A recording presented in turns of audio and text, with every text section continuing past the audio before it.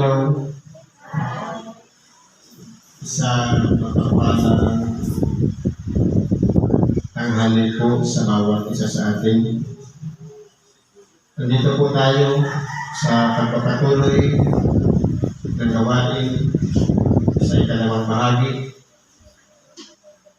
Una po kanina yung pananalangin, pag-iisa natin. Ang panalangin po kasi proseso yan na ikaw yung may gusto, ikaw yung nagsasalita, ang Diyos ang tagapakinig. Pero dito naman sa ikalawa, Ebanghelyo, siya naman yung nagsasalita, gumagamit siya ng tagapagsalita, tayo naman yung tagapakinig. Kaya kung halimbawa, puro tayo panalangin, hindi tayo nakikinig ng Ebanghelyo, unfair. Gusto natin, puro pabor sa atin. Pagbigyan naman natin yung pabor galing sa Diyos na walang iba. Kahit isang oras, kahit kalahating oras, ibigay natin ang sarili. Makinig tayo ng Ebanghelyo. Sasabihin, hindi ako makasamba o makasimba. Wala na kong imposible ngayon. May YouTube, may TV, may social media, may simbahan. Pero pag tinatamad, kahit sa loob na lang ng bahay, buksan natin ang television. Makinig tayo ng umiliya o ng mga pagpapaliwanag ng salita ng Diyos. Para sa atin naman yun. Pero ang mensahe ngayon, unahin natin yung sa Roma. Marahil, ito yung nagiging dahilan o bakit hindi natin nagagawa ang isang bagay. Sana po dito, sa Ebanghelyo o sulat ng Apostol Pablo sa mga taga-Roma, sa Kapitulo 7, versikulo 14, hanggang sa 25. Sapagkat nalalaman natin na ang kautos ay sa Espiritu, ngunit ako'y sa laman, na ipinagpili sa ilalim ng kasalanan. Ganito po kasi yan. Tayo po nasa katawang tao o pinatawag na sa laman. Nandyan yung aliligtigin, yung nasa, yung kinahihiligan, yung ating bisyo, nandyan lahat. Sabi nga, kung ano yung kinalakihan natin, mula nung bata pa tayo, yan yung magiging natin isang tao. Kaya kung ang magulang natin sukaron, ang anak sukaron din. Kung ang magulang may bisyo, ang anak may bisyo rin. Dahil paano mo sasawayin kung may bisyo ka na ang anak mo nagbibisyo? Pag sinaway mo, makakalit yung pagsaway mo. Kaya po, kinalakihan po natin yan. Ngayon, ang kautosan po ay sa Espiritu. Halimbawa, di ba na sinasabi, huwag kang mag-iimbot. Ibig sabihin, anumang bagay na ipinagtatanungkay ng iyong kapwa, sa kanya yun dapat ipagpasalamat mo na siya nag-improve, umasinso siya. Dapat yun ang ilagay natin sa isip. Pero kung kinukopya natin kung ano yung merong pagpapala sa gusto natin, meron din tayo. Hindi man malinaw sa pagsasalita, pero nagkakasala na tayo ng pag-iimbot.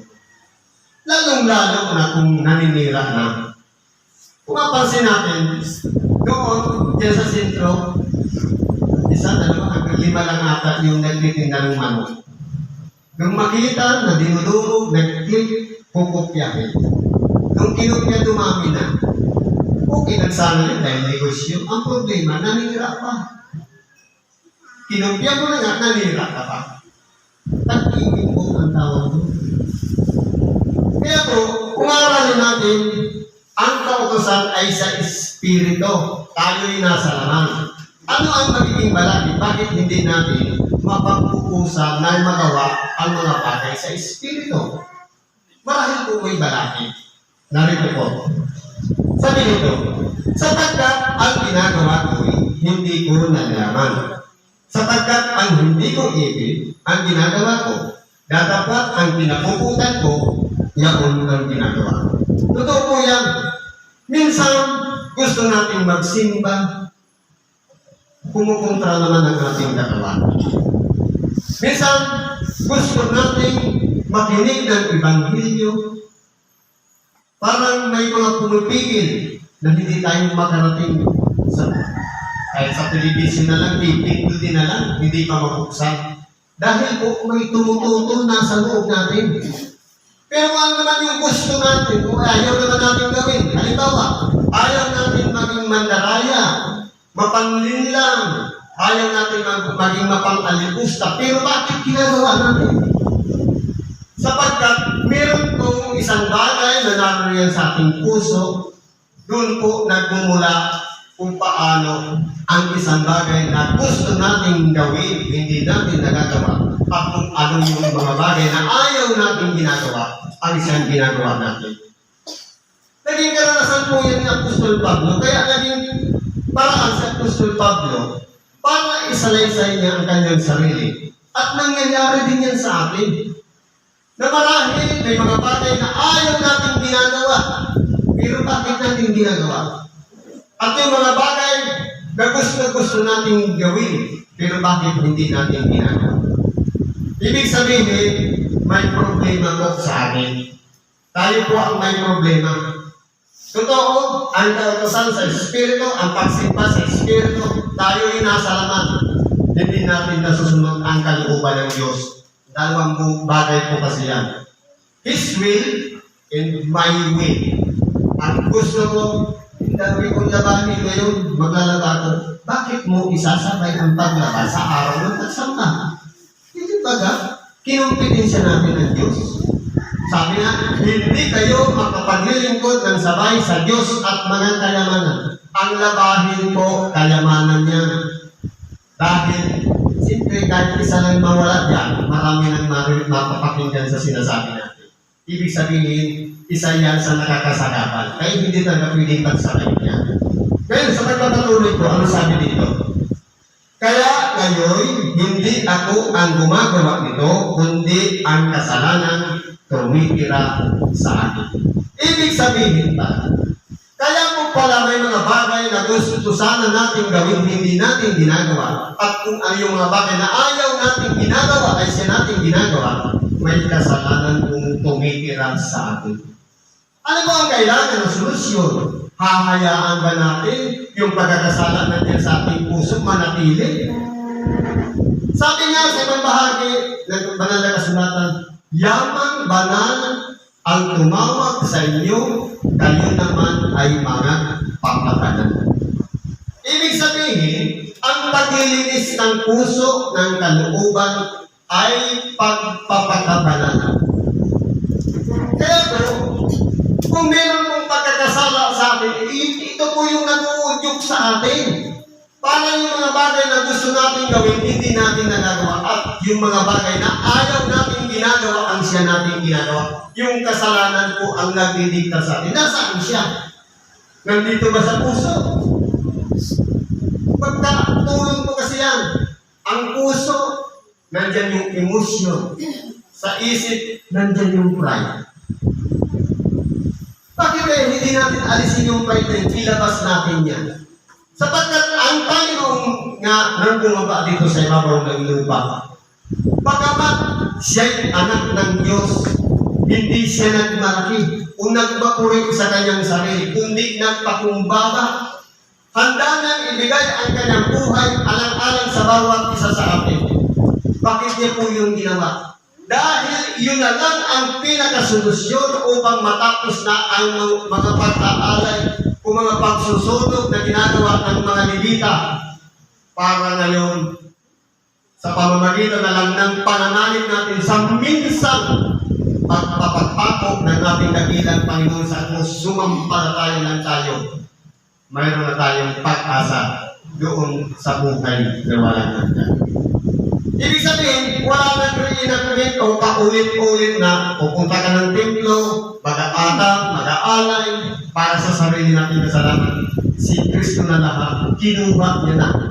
Pati mga karamdaman natin, mga pagkakasalan natin, bit-bit niya lahat doon sa cross, ibinuhos niya ang kanyang dugo. Kaya kung gagawin natin, magpakumbaba po tayo. Itong utak na ito ang ginagawa niya. At kung ito naman, madamdami. Depende po kasi yan sa pang-araw-araw na ginagawa natin. Kung pali-pali ka nanonood ng dramatic din ang buhay. Kung manonood ka ng nakakatakot o horror, hindi ka makatulog mag-isa. Dahil nananariwan yun sa isip. Pag palagi ka nanonood ng mga teleserye na puro agawan ng asawa, pati sa asawa mo, duga ka. Dahil po, nakanyan din sa isip at sa damdamin natin.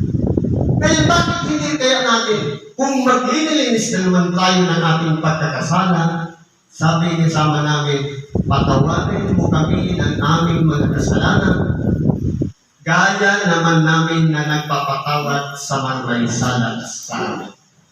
Ngayon, humihingi tayo ng tawad sa Diyos. Bakit hindi pa tayo pinapatawad? Marahil, sabi natin, gaya naman namin na nagpatawad na tayo. Baka yung isang tao na kinimkim natin ng mahabang panahon hanggang ngayon, hindi pa natin na i-release, imposible kong patawarin tayo ng Diyos. Sapagkat, parang niluluko lang natin ang ating sarili. Patawarin mo kami ng aming mga utang, gaya naman namin na nagpatawad sa mga may utang sa amin. Ibig sabihin, una muna tayo magpatawad bago siya. Proseso po yan, nasama namin. Basic na basic. Kaya po, aplikasyon na lang ang kailangan natin sa ating sarili. Sabi dito, sapagkat nalalaman ko na sa akin, sa kakatuwid ay sa akin laman, ay hindi tumitirangan ng bagay na mabuti. Sapagkat ang pagmanasa ay nasa akin na dapat ang paggawa ng mabuti ay wala. Gusto nating manalangin. Pero bakit nakakaligtaan natin?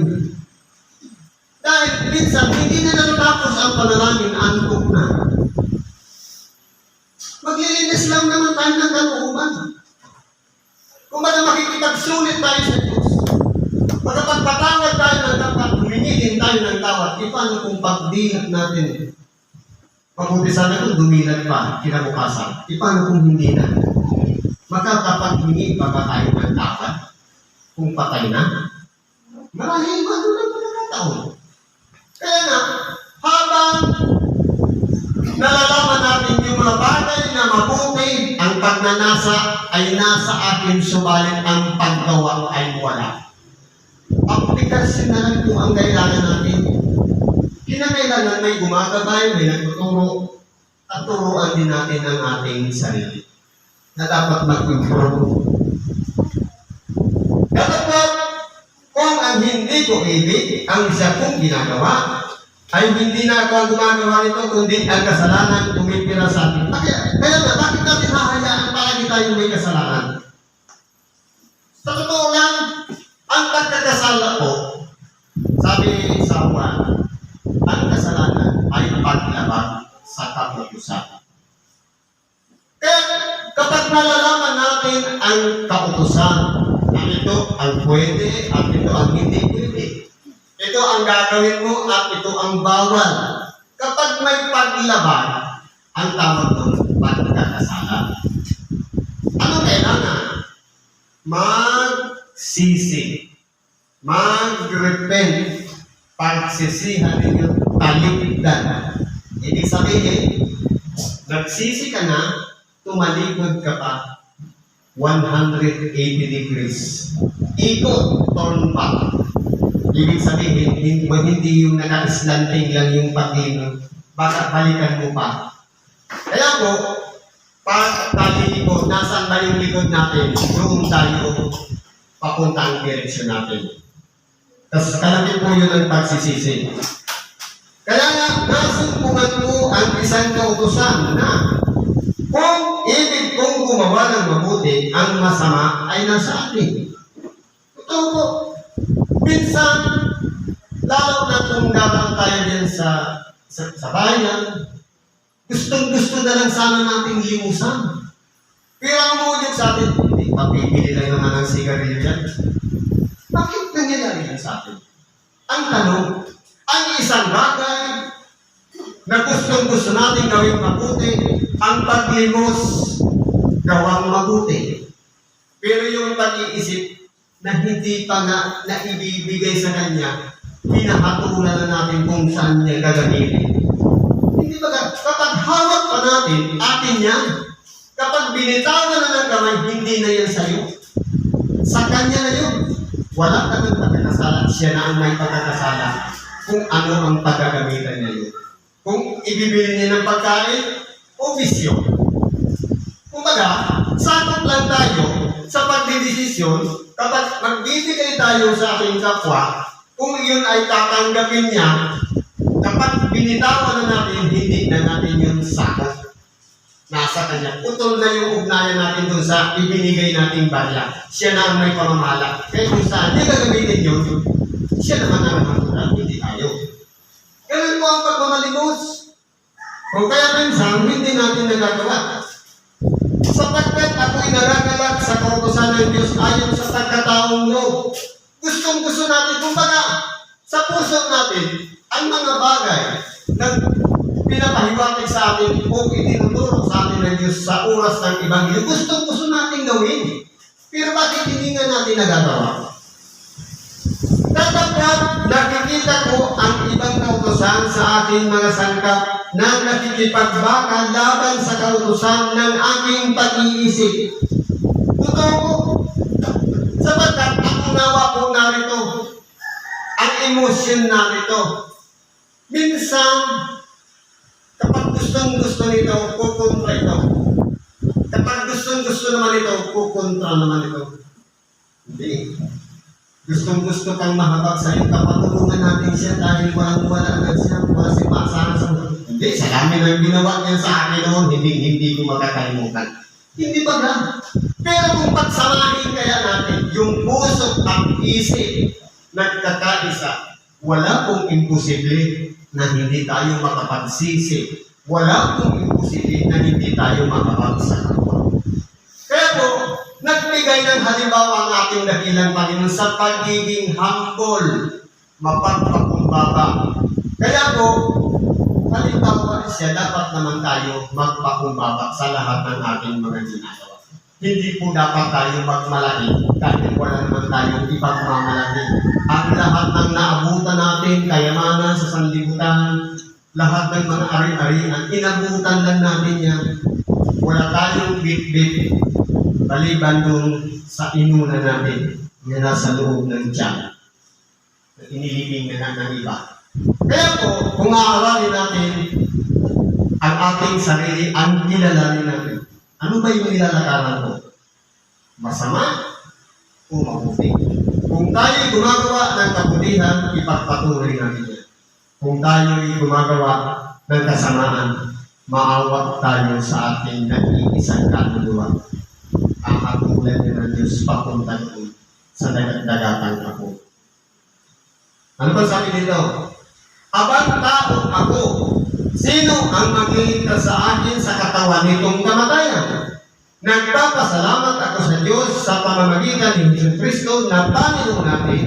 Kaya nga, tunay kong ipinaglilingkod ang aking pag-iisip sa kautusan ng Diyos. Dapat ang laman ay sa kautusan ng kasalanan. Kaya po, dapat po, itatanim natin sa ating isip.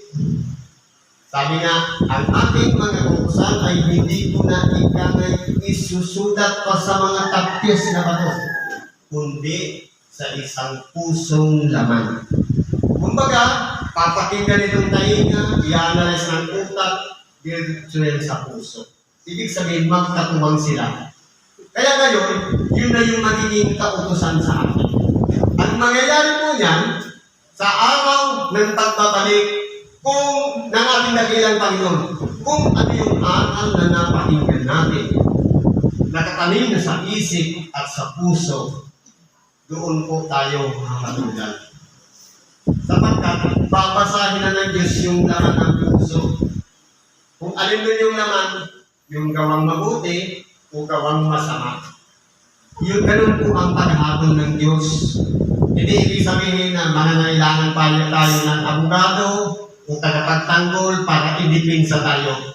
Hindi na po tayo makakapagdipinsa. Sapagkat ngayon pa lang, itinuturo na sa atin ang mga bagay na pagpipilian natin.